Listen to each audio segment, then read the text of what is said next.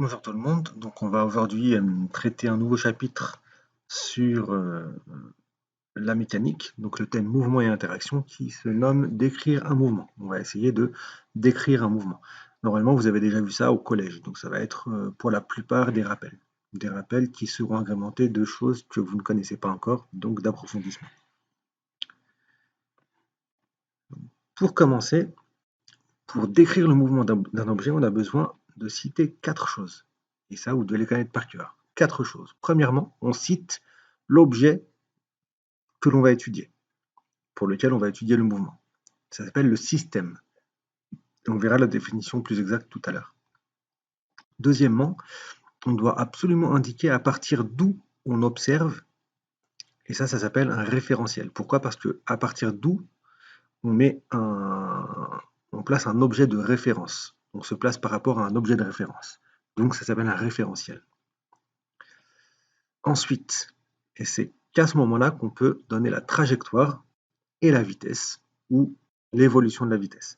Parce qu'en général, quand on vous demande quel est le mouvement de telle chose, vous ne dites que la trajectoire. En fait, il y a 4 choses à spécifier.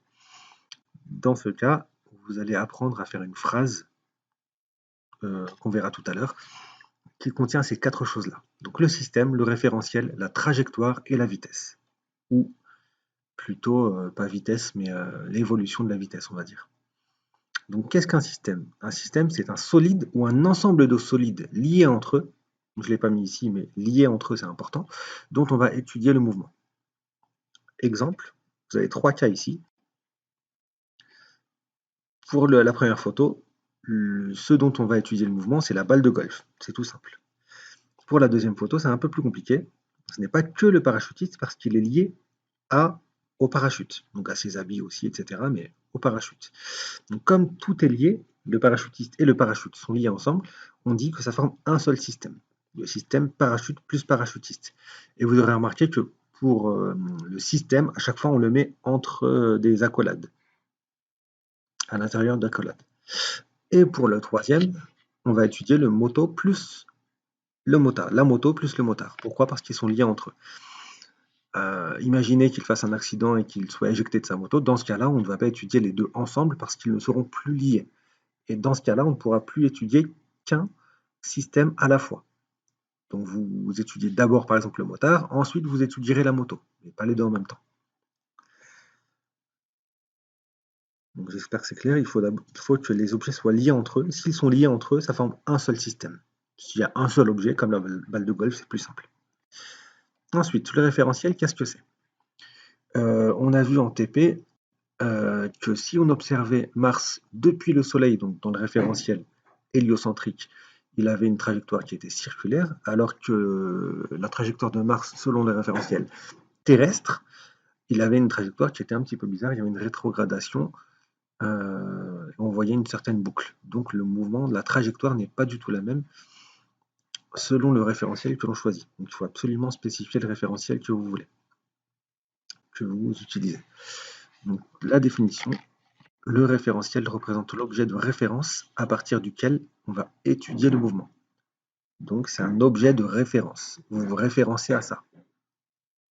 Exemple, dans une salle de classe, je vais prendre comme référence la porte.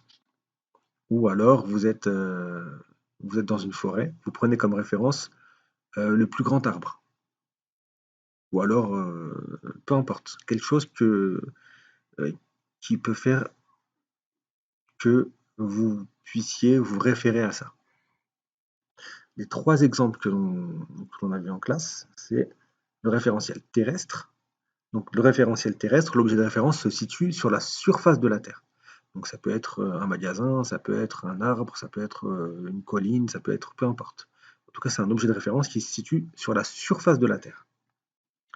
Ensuite, on a vu le référentiel géocentrique. Géo, ça veut dire Terre, centrique pour centre. Donc l'objet de référence se situe au centre de la Terre. Et le troisième référentiel, c'est le référentiel héliocentrique. Dans ce cas-là, l'objet de référence se situe au centre du Soleil. Hélios pour Soleil. Quelle est la différence entre le référentiel terrestre et géocentrique? C'est que l'objet de référence se situe à la surface de la Terre pour le terrestre et au centre de la Terre pour le géocentrique. La deuxième différence, c'est que ce que ça signifie, c'est que le référentiel terrestre va avoir une rotation par rapport au référentiel géocentrique. Pourquoi? Parce que la surface de la Terre tourne sur elle-même. Alors que si vous prenez un référentiel géocentrique, le centre c'est un point, donc il ne va pas tourner, il n'y aura pas de rotation. Et ça, c'est très important. Donc, à chaque référentiel, on va associer deux repères. Donc ça, je laisse de côté, on verra ça un peu plus tard. On va associer un repère d'espace, c'est ce repère-là, x, y, z. Par exemple, dans une salle de classe, le repère, ça peut être les murs. Il y a un mur qui va dans un sens de l'axe des x, un autre mur qui va dans un autre sens, l'axe des y, et le troisième, ça va être l'altitude. Donc x, y, z. Et si vous voulez positionner par exemple le vidéoprojecteur qui est en altitude, imaginez que votre référentiel ce soit la porte.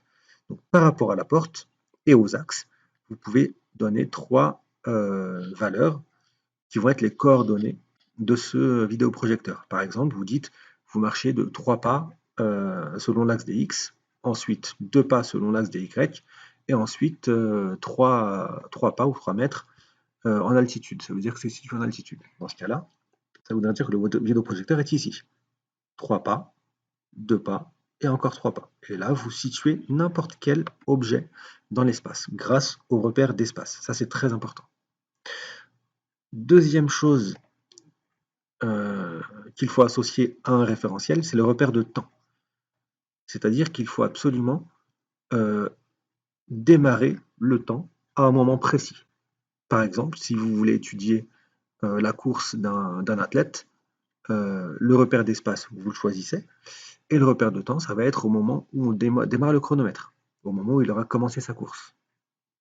Donc un repère d'espace et de temps. C'est comme quand vous prenez un rendez-vous, vous donnez l'adresse, le lieu, et vous donnez aussi l'heure du rendez-vous.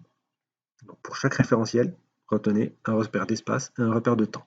Le repère d'espace, ici, je l'ai pris en 3 dimensions. En général, vous l'aurez plutôt en 2 dimensions pour simplifier les choses. Donc ça, c'est le même exemple que tout à l'heure. Le point M, par exemple, c'est une mouche. Et pour situer la mouche, le problème, c'est qu'elle, elle bouge.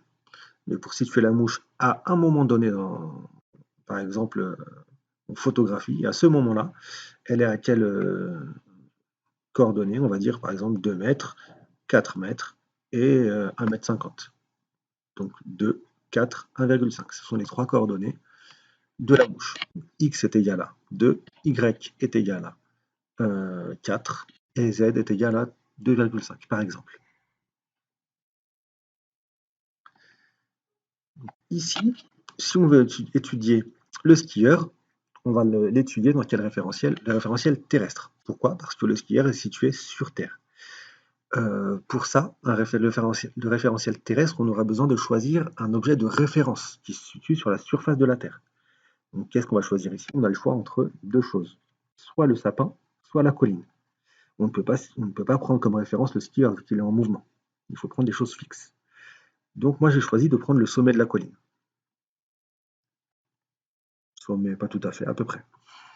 Donc c'est le sommet de la colline. Ensuite on choisit le repère d'espace.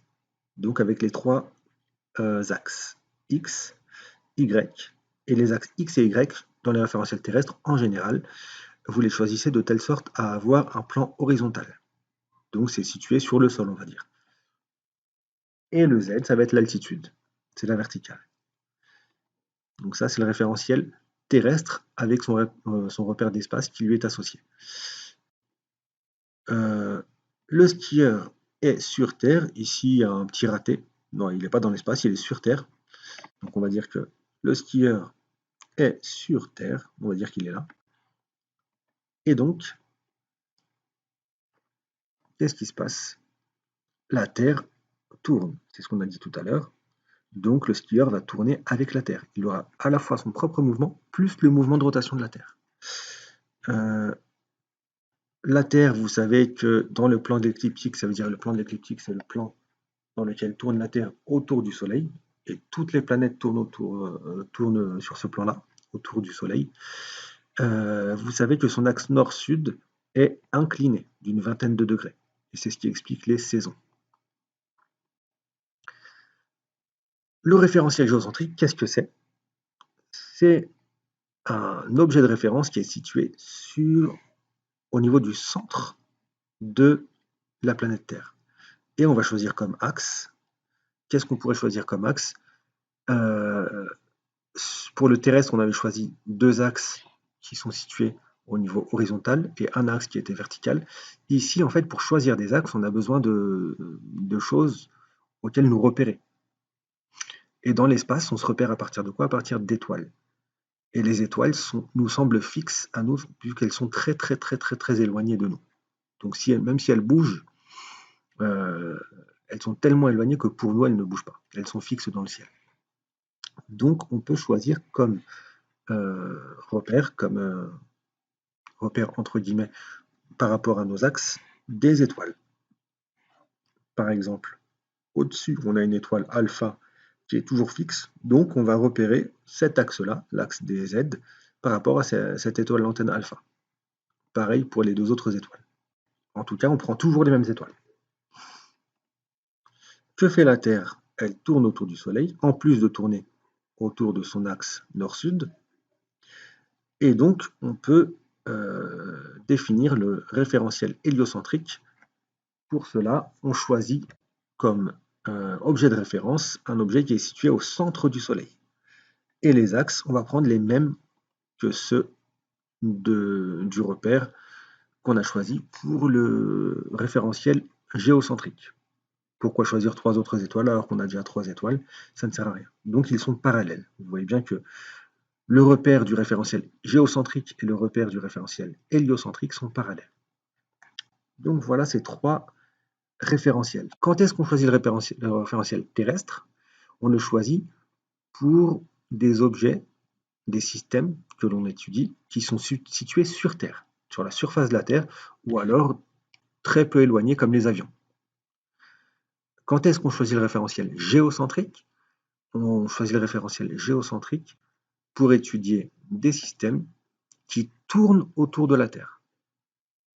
Par exemple, la Lune ou des satellites artificiels. Quand est-ce qu'on choisit maintenant le référentiel héliocentrique? Pour des objets, des systèmes qui tournent autour du Soleil, comme les planètes par exemple. Un autre exemple qu'on pourrait prendre, si on veut étudier un des satellites de Jupiter, comme Io par exemple, quel référentiel devrons-nous choisir? Aucun de ces 3-là. Pourquoi? Parce que Io tourne autour de Jupiter. Donc, on devra prendre comme référentiel le référentiel jupitérocentrique. C'est comme la Lune qui tourne autour de la Terre, donc on choisit le référentiel géocentrique. S'il y a un autre satellite qu'on veut étudier, un satellite de Saturne, on prendra le référentiel saturnocentrique, etc., etc., etc. J'espère que c'était clair. Maintenant, on va voir ce qu'est la trajectoire. Donc la trajectoire d'un système est l'ensemble des positions successives. Donc le terme clé ici, c'est position. Lorsque vous avez un système qui est en mouvement, c'est sa position qui varie. Donc, la trajectoire d'un système ou d'un point du système, c'est l'ensemble des positions successives prises par ce point au cours du temps. Et elle dépend du référentiel choisi, comme on a vu pour la planète Mars. Ici, quelle est la trajectoire? C'est une trajectoire qui est rectiligne. Pourquoi? Parce que la courbe est une droite, ça forme une droite. Les traces de pas forment une droite. Pour la grande roue, si vous êtes situé à l'intérieur et qu'on choisit comme système une personne qui est à l'intérieur de la grande roue. Quelle sera la trajectoire? Ce sera une trajectoire circulaire. Pourquoi? Parce que la courbe forme un cercle. Donc les différentes positions successives prises par le système au cours du temps forment un cercle. Troisième exemple, un grand 8, donc un manège. Là, ça forme quelque chose qui est un petit peu bizarre, qui est un petit peu qu'on appelle quelconque. C'est une courbe quelconque. Donc ce n'est ni un cercle, ni une droite, ni une parabole, comme vous verrez plus tard, parce qu'il existe aussi des trajectoires paraboliques. Là, c'est une courbe quelconque, donc on va appeler ça une trajectoire curviligne. Curviligne pour courbe, une courbe quelconque. Et comme je vous l'ai dit, il y a une quatrième trajectoire que vous verrez un peu plus tard, qui est une trajectoire parabolique. C'est lorsque, par exemple, vous jetez un caillou en l'air et ça retombe. Donc ça monte et ça retombe. Ça forme une parabole. Dernière chose, la vitesse. Donc la vitesse dépend aussi de l'observateur. Exemple, imaginez que vous soyez euh, dans l'espace loin des planètes. Donc tout ce que vous voyez dans le ciel, ce sont des étoiles qui sont très très très lointaines, donc pour vous, elles ne bougent pas.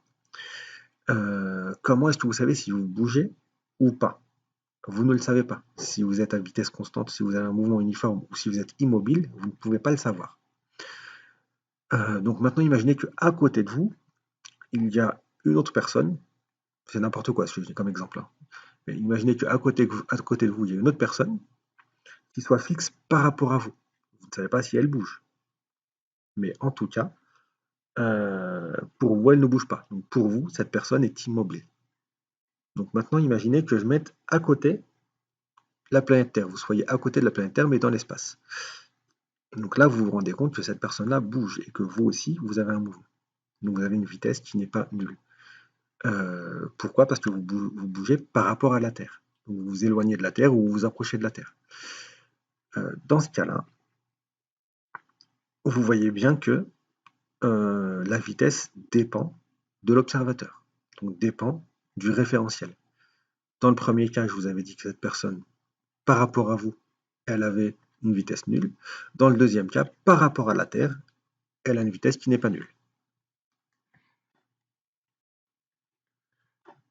Je vous rappelle la définition, donc la formule qui vous permet de calculer une vitesse.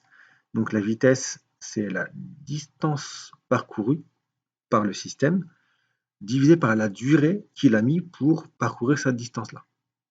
Je vous rappelle que delta t, ça veut dire durée. Delta, ça veut dire variation. C'est une variation de temps, la durée. Ça veut dire, imaginez qu'on commence un cours à 13 heures et qu'on le finisse à 14 heures. La variation de temps, c'est 14 moins 13. Donc c'est le final, l'heure finale moins l'heure initiale. 14 moins 13, ça fait 1 heure. Donc la durée, c'est 1 heure. Donc on divise une distance par une durée. Alors que faites attention, si vous mettez juste t, t c'est un temps, donc c'est une heure précise. C'est comme si je vous disais, vous divisez la distance, vous avez parcouru 200 mètres, par l'heure à laquelle vous avez commencé à courir, 14 heures, ça ne veut rien dire du tout. Donc on divise par une durée, et cette durée on l'appelle delta t, et pas t. Si on veut une vitesse en mètres par seconde, il faut absolument que la distance soit en mètres. Si elle ne l'est pas, vous la convertissez en mètres. Et il faut que la durée soit en secondes. Si elle ne l'est pas, vous la convertissez en secondes avant de faire le calcul.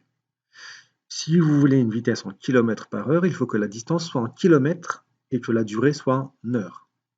Si vous avez une distance en kilomètres et une durée en secondes, soit vous convertissez, soit votre unité ce sera des kilomètres par seconde. J'espère que ça a été clair. Par rapport à la vitesse, ou plutôt l'évolution de la vitesse, on verra quel terme on emploie pour le mouvement. Donc si la vitesse est constante pendant toute la durée du mouvement, on dit que le mouvement est uniforme. Attention, si la vitesse est constante, le mouvement est uniforme. On ne dit pas vitesse uniforme ou mouvement constant. C'est la vitesse qui est constante et c'est le mouvement qui est uniforme. Si la vitesse augmente, maintenant, on dit que le mouvement est accéléré. Et si la vitesse diminue, on dit que le mouvement est décéléré.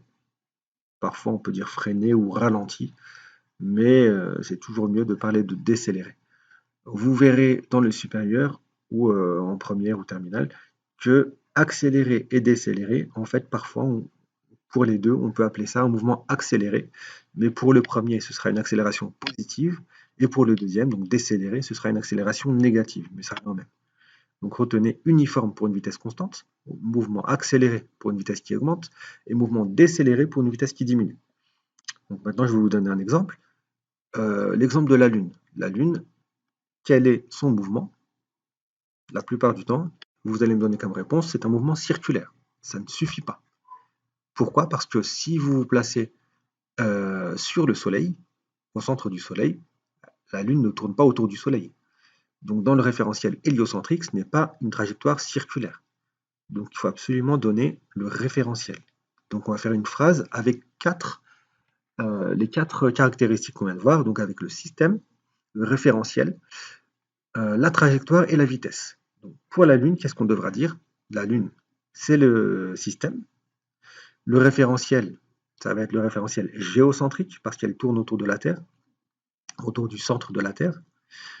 La trajectoire, ce sera circulaire pour le référentiel géocentrique. Et dans le référentiel géocentrique, encore une fois, la vitesse, elle va rester constante, à peu près. C'est une approximation. Donc le mouvement sera uniforme. Donc pour mettre ces 4 choses dans une phrase, c'est une phrase très simple, vous dites le mouvement de la Lune dans le référentiel géocentrique est rectiligne, est circulaire et uniforme. Ou alors est circulaire uniforme. Un autre exemple, un skieur qui dévale une pente. Imaginez qu'il soit au début de sa course et qu'il accélère, qu'il ne tourne pas. Donc le mouvement du skieur dans le référentiel terrestre est rectiligne accéléré. Pourquoi le référentiel terrestre? Parce que le skieur est sur la surface de la Terre. Pourquoi rectiligne? Parce que sa trajectoire forme une droite. Et pourquoi accélérer? Parce que sa vitesse augmente. Donc voilà, j'espère que ça a été clair pour tout le monde. Je crois que c'est terminé. Oui, c'est terminé. Donc à très bientôt tout le monde. Au revoir.